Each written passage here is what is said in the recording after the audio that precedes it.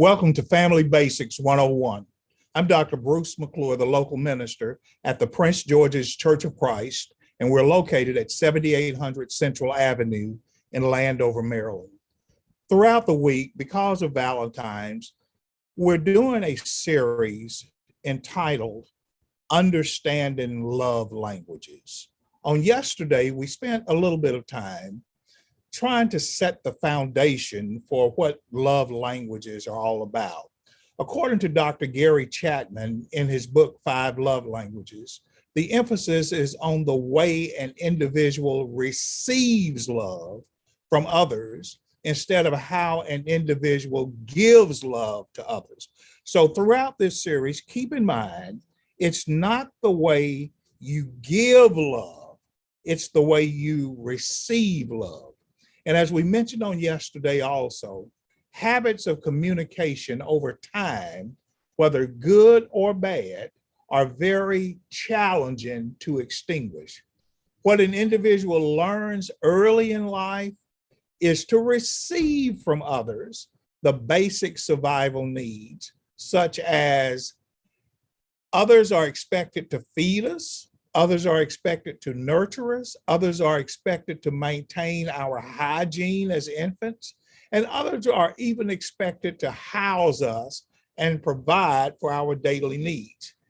And as we mentioned on yesterday as well, ironically, although every person has a need for each of those expectations, how they are prioritized within each person may vary.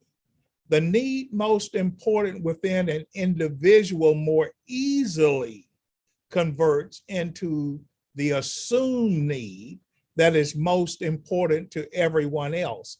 In essence, everyone needs the 5 love languages, but they may not need them in the same order that another person needs them, and they may not need them in the proportion that others may need them. So today we're going to spend a few minutes just trying to explain the 5 love languages.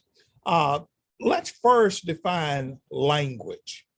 The Hebrew word sapa means to open the lips, to speech, utilizing words, binding, or cloth. And you say, well, what does cloth or binding have to do with language? It's of one cloth. It's of one cut. Whenever you take a cloth or you make a cloth and you try to take one from another batch and put it into the original, have you noticed it many times does not match? So when you talk about language, you're talking about one cloth, one cut, one meal of fabric. It's all bound together as one. But the Greek word for language, dialectos, means speech. It's a word that we use all the time when we talk about dialect. We're simply talking about speech. We're talking about a discourse that is peculiar or unique to any people. In the book of Acts, chapter 2, take a quick look at verse number 6. Now, when this was noised abroad, the multitude came together, and they were confounded, because that every man heard them speak in his own peculiar, unique discourse method. The utilization of the same words that were easily understood by all. They were cut from the same cloth, and they were bound together. That's basically a good, simplistic working definition of language. And especially for us in the West, when we talk about our dialect, it's peculiar, it's unique to us, But at the same time, when we move from region to region to region, it will have its own unique attributes added to it or taken away. Now, for the sake of understanding the 5 love languages, you may notice I've kind of modified this and said 5 known love languages, because what Dr. Gary Chapman would never say is that these are the exhaustive list of the way people communicate. This was used by Chapman simply to help people begin to understand how varied the love languages are. So Chapman broke it into 5 components. Words of affirmation, basically saying supportive things about others. This is not your love language. This is the language of other people, maybe.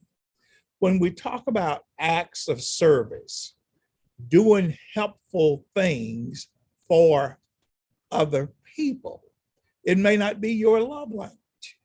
When we talk about receiving gifts, acquiring items that say you are being thought about. When we talk about quality time, spending meaningful time together. And I think it's important to really pay attention to the word meaningful time, not just in the same room together.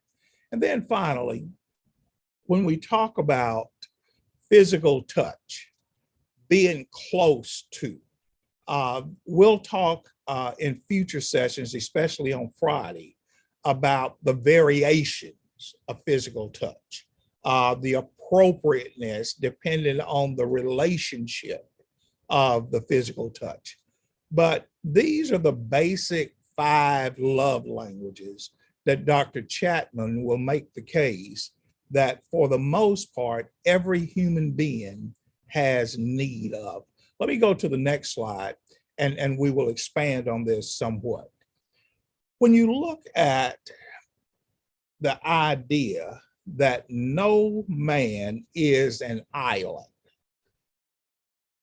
we must understand what that really means.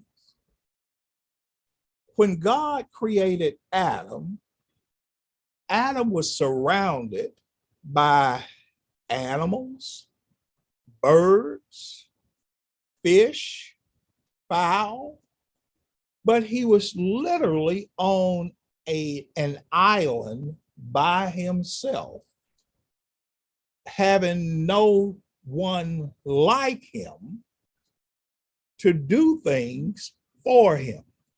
Now, keep in mind, all people have different fingerprints.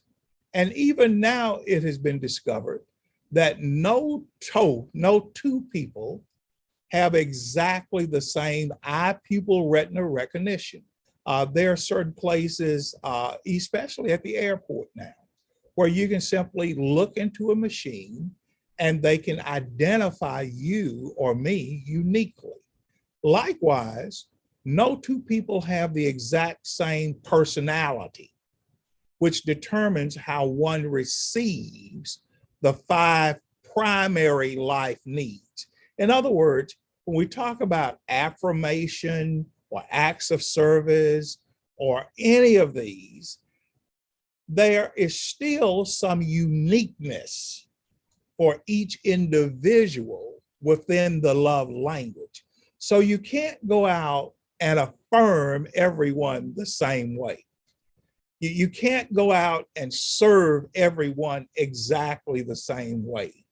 You can't buy the same gift for everyone and say, look, if their love language is receiving gifts, then I just find a sale and I'll buy 1,000 gifts, and everybody over the course of my lifetime that I run into and their love language is the receiving of gifts, I'll give them the exact same thing. It probably won't work. In terms of quality time, being around someone, there's going to be variations of that, driven by the unique fingerprint, the unique retina, or the unique personality of the individual. when we talk about the love language of touch, that's going to vary from person to person. And it's also going to vary driven by the level of the connectivity of the relationship to make it appropriate or not in touch. Now, biblically, I want you to look at the book of Genesis, chapter 2. Genesis 2, verses 15 through 19. And the Lord God took the man, put him into the Garden of Eden to dress it and to keep it. And the Lord God commanded the man, saying, of every tree of the garden thou mayest eat freely, but of the tree of the knowledge of good and evil thou shalt not eat of it. For in the day that thou eatest thereof, thou shalt surely die. And the Lord God said, it is not good that the man should be alone. I will make him a help that is designed for him. Why make him a help? He's got animals. He's got fish and fowl. So why does God make a help for Adam? Well, in part, to share a common language. Adam does not have anyone to share a common language. Adam cannot affirm, nor can Adam be affirmed, saying supportive things. And Adam has a perfect relationship with God.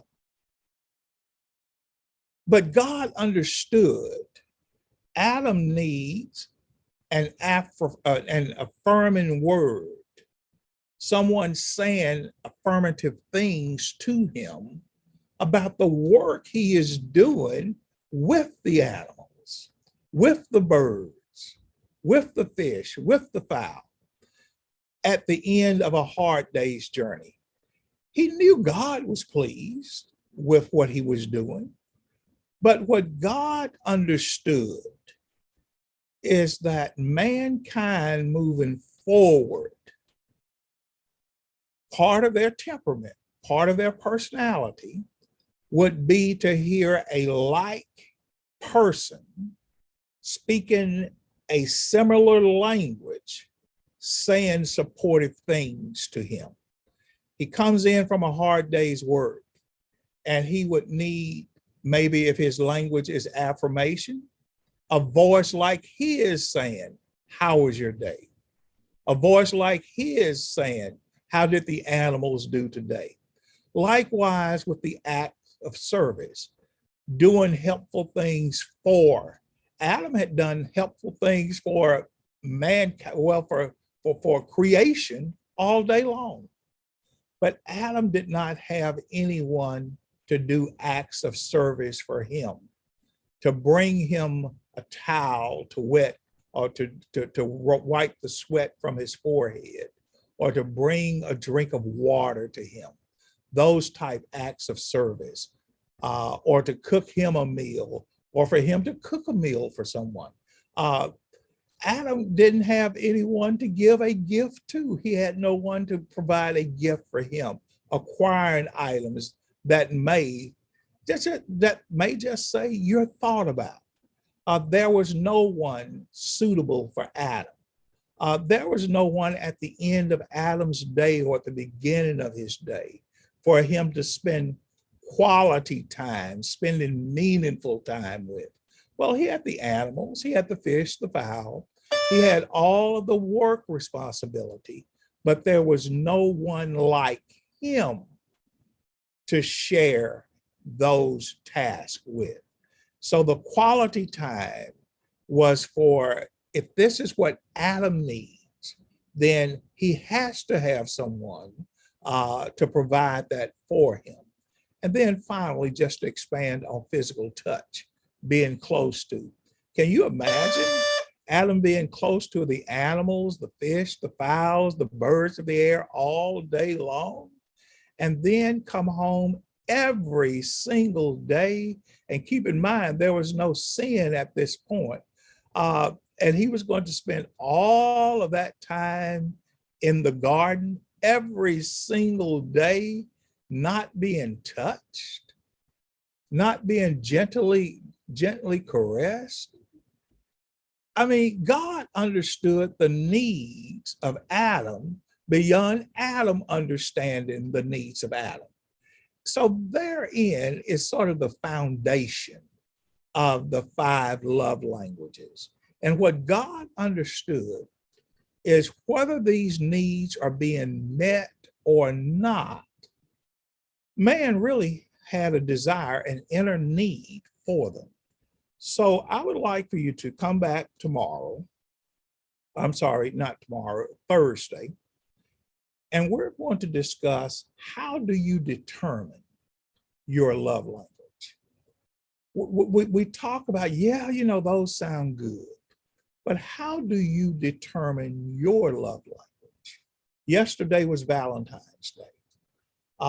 And people went out and probably spent billions of dollars on flowers, another $1 billion on candy, another $1 billion. The big thing used to be lingerie. I guess it still is. Billions of dollars on meals.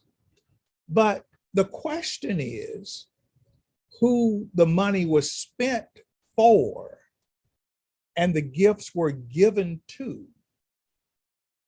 I wonder what the reactions were if that wasn't the individual's love language. You spend and literally people would spend $200 for roses. But what if that wasn't the spouse's love language? What if the love language was simply spending time together, watching a movie together? That's why it becomes imperative for us to understand God's scheme for how we communicate with each other. Come back again tomorrow, and again, we will talk about how to determine these love languages. I look forward, I keep saying tomorrow. Tomorrow we have Wednesday night Bible class beginning at 7:30 p.m. So join us for 7:30 p.m. Bible class on tomorrow night. And then on Thursday at noon, join me again for our Family Basics 101 conclusion of the 5 love language. I look forward to seeing you back in class again Thursday. Don't be late and don't skip class.